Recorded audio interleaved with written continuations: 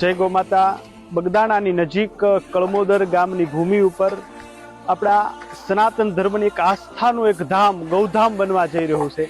અહીંયા હજારો ગૌ માતાઓનો આ એક આશ્રય સ્થાન બનવા જઈ રહ્યું છે કે રસ્તા ઉપર રખડી ભટકીને પોતાનું જીવનનો ગુજારો કરતી ગાય માતાઓ, નાના વાછડા વાછડીઓ અને વૃદ્ધ થઈ ગયેલા, અશક્ત થઈ ગયેલા બળદ, જેને આજે ખેડૂતોએ રસ્તા ઉપર છૂટા મૂકી દીધા છે, એવા બળદો હાલી ચાલી શકતા નથી અને પોતાનું જીવન ખૂબ જ કષ્ટદાયક રીતે પોતાનું જીવન વિતાવી રહ્યા છે. ત્યારે અહીંયા ખૂબ જ વિશાળ જગ્યા છે.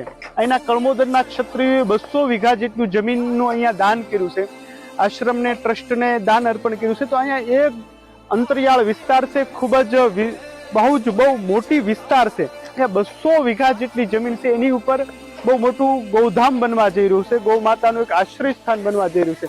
તો અત્યારે ખૂબ જ તડકો છે ને આવા વિસ્તારની અંદર પાણીની પણ ખૂબ જ સત છે. પાણી ખૂબ જ સારું મીઠું પાણીનો અહીંયા આશરો છે. તો આ બધા જ ભાઈઓ અહીંયા કામ કરી રહ્યા છે.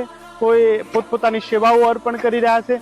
તેમજ સુરતમાં ખૂબ જ જેમની સેવા છે, પોતે તન મન ધનથી પૂરેપૂરા લાગેલા એવા અમારા પ્રવીણભાઈ ડાંખરા છે, ભાઈ શૈલેષભાઈ છે, પ્રકાશભાઈ છે.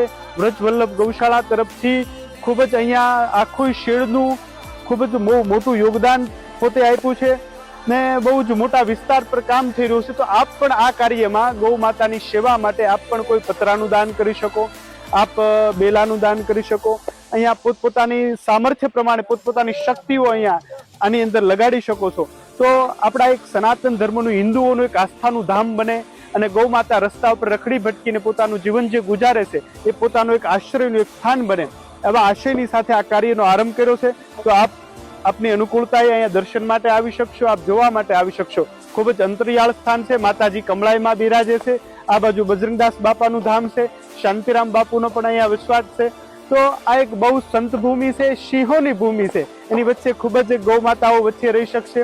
સરવાલાયક હજારો વીઘાના ડુંગર છે. તો આપ બધા આ હિન્દુઓનું ધામ છે, એટલા માટે બધા દરેક હિન્દુ, દરેક સનાતની આની અંદર પોતપોતાનું યોગદાન આપે એવા આશયની સાથે બધાને જય ગૌ માતા.